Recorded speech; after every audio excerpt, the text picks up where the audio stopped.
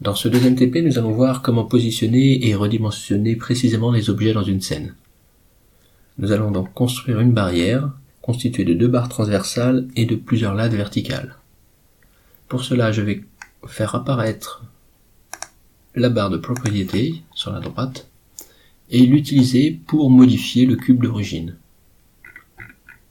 Je remonte tout en haut de cette barre et je vais modifier les dimensions selon les axes X, Y et Z. D'après l'énoncé, une barre devrait avoir une dimension selon X de 2,5 cm et donc 0,025 m. Selon l'axe Y, 1,80 m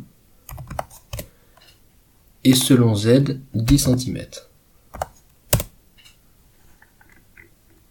Je vais renommer cet objet, non pas cube, mais barre inférieure.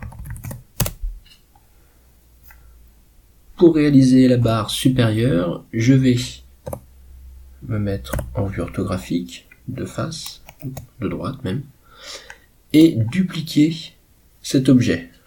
Pour dupliquer, je vais utiliser le raccourci clavier Shift D. Lorsque je fais Shift D, j'ai un nouvel objet identique au premier. Je voudrais le déplacer uniquement selon l'axe Z, donc je vais appuyer sur la touche Z et venir le placer un peu plus haut. Je fais réapparaître le menu propriété et je vais donner précisément la position de cet objet à 80 cm, 0,8 m. Je renomme l'objet de barre inférieure 0,01, je vais l'appeler barre supérieure. J'ai donc maintenant les 2 barres qui vont délimiter la barrière. J'ajoute maintenant un nouveau cube qui va représenter une latte de cette barrière, je le mets au pluriel, on verra pourquoi tout à l'heure, et je vais lui redonner aussitôt les dimensions prévues par l'énoncé, à savoir que selon X, il doit y avoir 2,5 cm, selon Y, la latte doit faire 10 cm, et selon Z, 1 m. Je déplace la latte et je la mets approximativement sur le bord gauche de la barrière. On reverra tout à l'heure s'il y a besoin de modifier cette partie. Je n'ai maintenant plus trop besoin de l'objet propriété. Si je pourrais, selon la vue droite, m'arranger pour que les barres et les lattes ne se chevauchent pas. Et pour ça, il suffit de déplacer légèrement la latte, et même exactement, selon X, de 2,5 cm.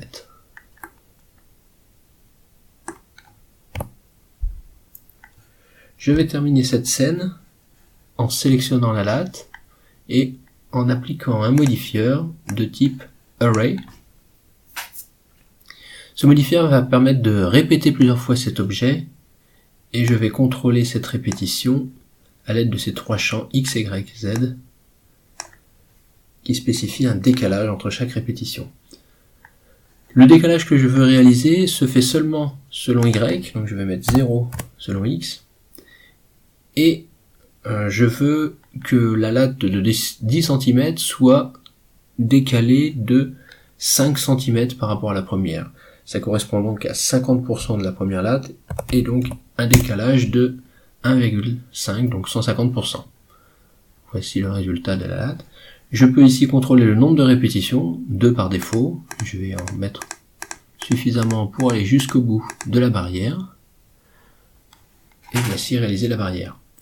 On s'aperçoit qu'il y a plus d'espace à gauche qu'à droite de cette barrière. Je vais donc déplacer la première latte avec G, seulement selon l'axe Y, et mettre approximativement de manière à ce qu'on ait autant d'espace à peu près à gauche qu'à droite. On n'est pas dans un logiciel d'architecture ici, donc je ne vais pas chercher à faire des choses extrêmement précises, mais par contre, il faut que visuellement, ça donne l'impression de quelque chose de réel. Je vérifie Je vais vérifier ici en mode perspective. Et je vais maintenant terminer la scène en ajoutant un sol, un objet de type plane, que j'agrandis suffisamment.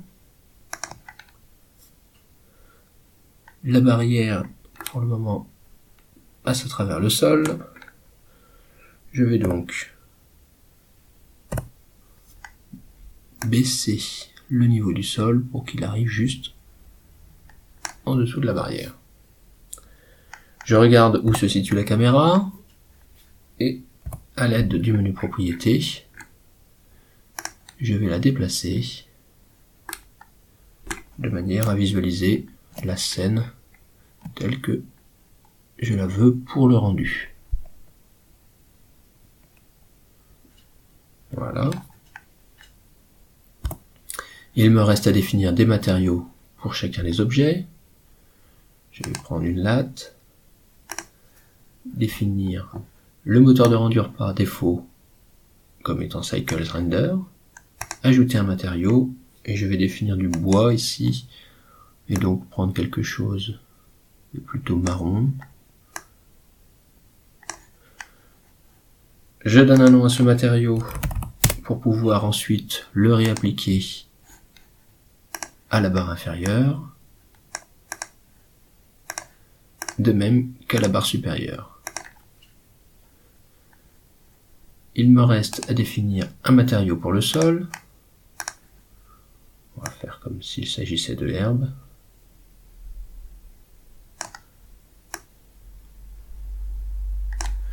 Voilà.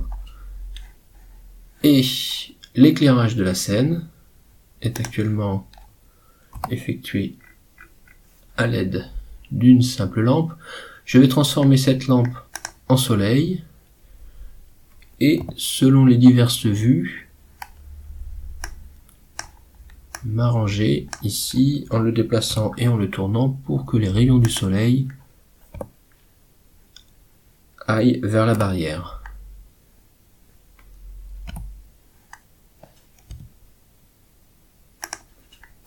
Voilà.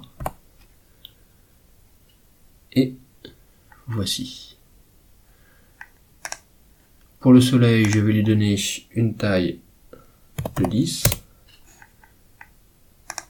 voire un rendu approximatif. Et voici cette barrière. Je vais passer légèrement la caméra. Effectuer un rendu, mais auparavant je vais enregistrer ce fichier que je vais appeler barrière. Voilà, au cas où le rendu se passerait mal, je retrouverai toute ma scène. Dans le mode rendu, je ne vais pas toucher à la définition de l'image. Dans la partie sampling, je vais augmenter cette valeur jusqu'à 1000. Puis lancer l'opération de rendu et je vous mettrai le résultat en bas de la page de correction.